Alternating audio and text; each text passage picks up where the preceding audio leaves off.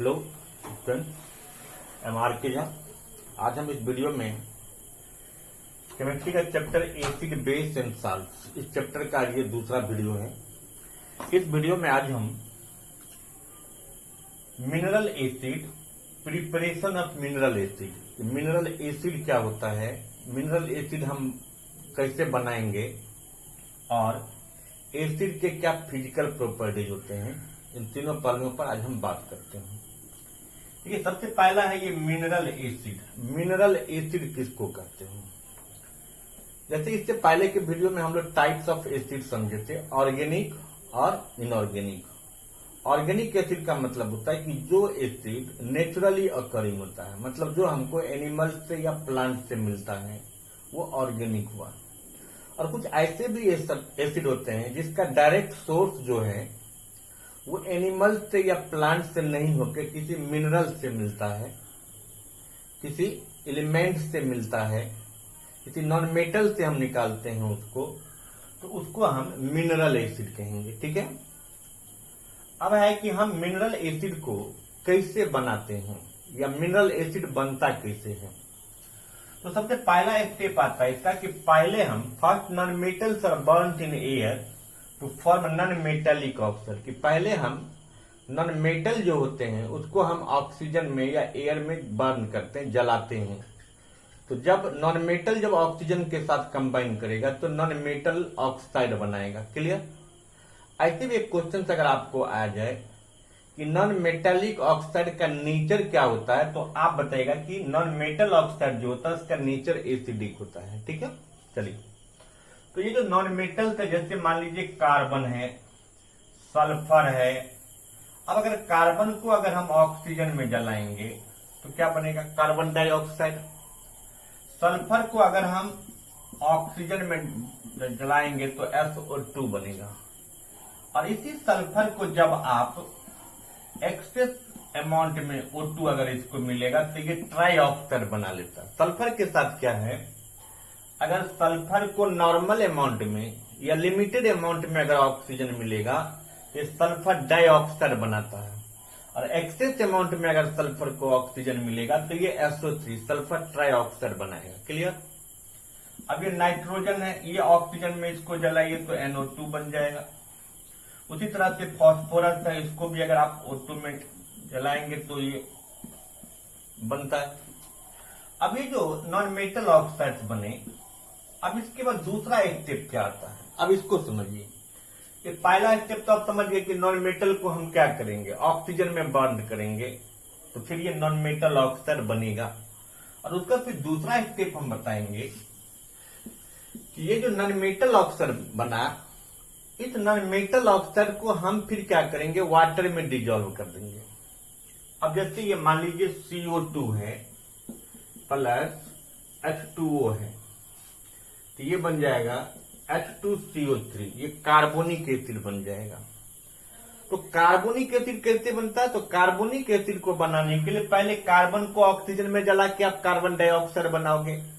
Carbon dioxide को फिर हम वाटर में डिजोल्व करेंगे, तब जाके कार्बोनिक एसिड होगा। जैसे नाम ही से पता चलता है कार्बोनिक एसिड, तो कार्बोनिक एसिड का मतलब हुआ कि कार्बोनिक एसिड कार्बन डाइऑक्साइड को वाटर में डिजोल्व किया गया। ठीक है। और कार्बन डाइऑक्साइड कैसे बना होगा? तो जब कार्बन को आप ऑक्सीजन में जलाए होगे। क्लियर।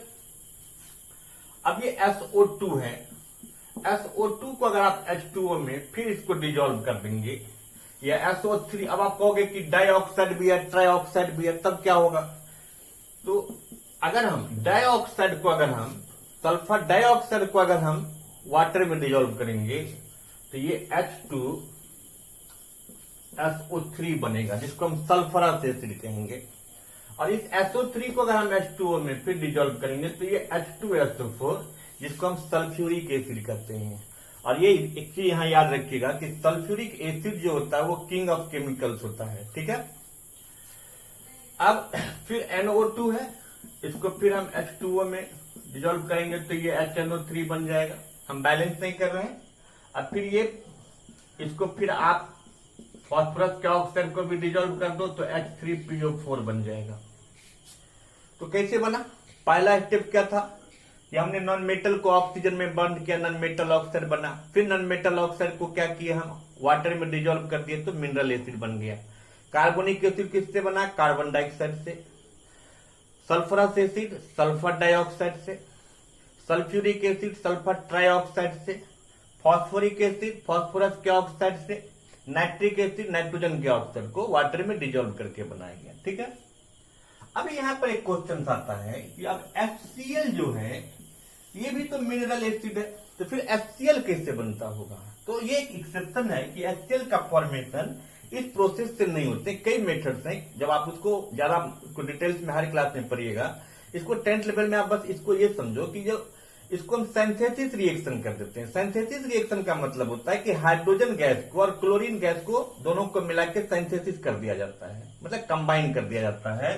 तो जब ये एक्सेप्शनली है, इसमें जाके ये हाइड्रोक्लोरिक एसिड बन जाता है। तो सिर्फ hydrochloric acid as a mineral acid का प्रिपरेशन हाइड्रोजन गैस और क्लोरीन गैस के सिंथेसिस रिएक्शन के द्वारा होता है। बाकी जितने भी मिनरल एसिड हैं इसमें, उसमें पहले हम नॉन मेटल को बर्न कर लेते हैं, उस प्रोसेस में वो नॉन मेटल का ऑक्साइड बन जाता है, फिर नॉन मेटल ऑक्साइड को हम वाटर में डिजोल्व करते हैं तो वो मिनरल एसिड बन जाता है। अब यहाँ एक और क्वेश्चन, आपने नाम सुना होगा एसिड रेन का। तो ऐसा नहीं कि हम आप बनाते हैं, ये नेचुरली भी बनता है मिनरल एसिड। कैसे, तो अगर मान लीजिए जितना भी ऑटोमोबाइल्स चलता है या फैक्ट्रियां चलती है, तो वहां से जो वेस्ट प्रोडक्ट सब एक्सहॉस्ट जो रिलीज होता है, उसमें से आपके जैसे डीजल का कंबसन होता है, पेट्रोल का कंबसन होता है, तो उस सब से क्या होता है, सल्फर, फिर जो है ना कार्बन, फॉस्फोरस, ये सारे के ऑक्साइड्स क्या निकलते हैं। जब बारिश होती है तो उस बारिश के पानी में ये सारे non metal oxide automatically dissolve हो जाता है। तो आप बताइए क्या बन गया होगा, तो वो एक एसिड बन गया होगा। और इसीलिए लंबे गैप के बाद ये हमेशा एडवाइस दिया जाता है कि एक लंबे गैप के बाद अगर बारिश हो तो आप उस बारिश से बच के रहिए, क्योंकि पहली बारिश में, क्योंकि बहुत टाइम इंटरवल में लार्ज अमाउंट में हमारे एटमॉस्फेयर में ये सारे गैस जो कि गैसियस फॉर्म में होते हैं, काफी हार्मफुल होते हैं, और ये हमारे में कलेक्शन हुआ रहता है। जब फर्स्ट रेनफॉल होती है लंबे गैप के बाद, ये सारे नॉन मेटल ऑक्साइड उस वाटर में डिजोल्व हो जाता है।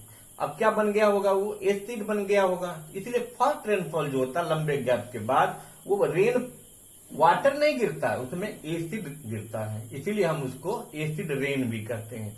अब एसिड रेन आप देखिए किसी क्रॉप पर जाता होगा, क्योंकि बहुत डेंजरस एसिड होता है, उसको क्रोड कर देता है, डैमेज कर देता है। किसी मोन्यूमेंट पर गया, किसी बिल्डिंग पर गया, तो उसको वो क्या करता है, डैमेज कर देता है। क्लियर, अब इस पर आएंगे हम लोग। तो इसमें आप क्या समझे कि मिनरल एसिड क्या हुआ। मिनरल एसिड हम बनाते कैसे, दो स्टेप है। पहले नॉन मेटल को आप ऑक्सीजन में बर्न कर लोगे, फिर उसके जो ऑक्साइड बनेंगे उसको फिर वाटर में डिजोल्व कर लोगे। बस इसमें एक्सेप्शन है कि HCl का, HCl के प्रिपरेशन के लिए बस हम उसको हाइड्रोजन गैस को और क्लोरीन गैस के बीच सिंथेसिस रिएक्शन कर देंगे तो फिर HCl का फॉर्मेशन हो जाएगा। चलिए एक टॉपिक और समझते हैं, प्रॉपर्टीज ऑफ एसिड। ये जो एसिड है, चाहे वो ऑर्गेनिक हो या इनऑर्गेनिक हो, तो कॉमन जो होगा एसिड, वेदर वो वीक हो स्ट्रांग हो, आगे पढ़ेंगे हम लोग, तो उसके क्या फिजिकल प्रॉपर्टीज होंगे। अभी हम लोग फिजिकल प्रॉपर्टीज समझते हैं क्या होता है। तो देखिए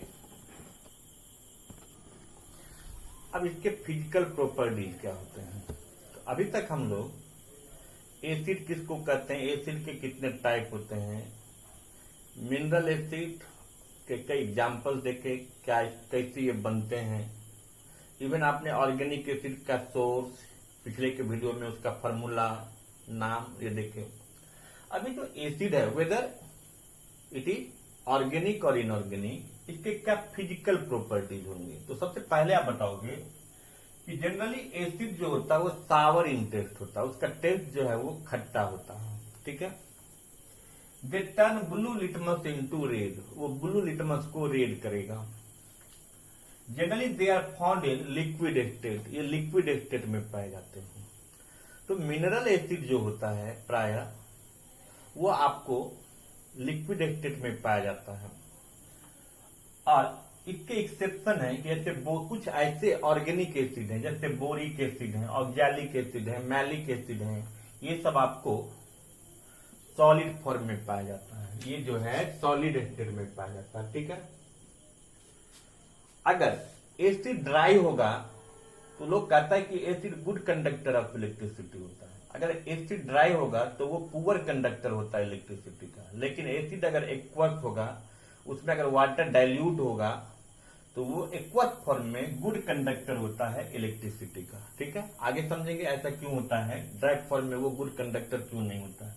दे कोरोड आवर स्किन, इवन इससे हमारे स्किन जल जाते हैं। इसको अगर हम स्किन पर ले लेंगे, अगर ऑर्गेनिक एसिड होगा और उसके कांटेक्ट में आप ग्रेजुअली रहोगे तो आपके स्किन को धीरे धीरे वो कोरोड करेगा। वहीं अगर मिनरल एसिड के कांटेक्ट में आ जाएंगे तो उससे स्किन बर्न भी हो जाता है। इसलिए हम इसको कह सकते हैं कि एसिड जो है वो हमारे स्किन को क्या कोरोड करता है। ठीक है, फिर हम अगले वीडियो में इसका फिर आगे बताएंगे। Thank you.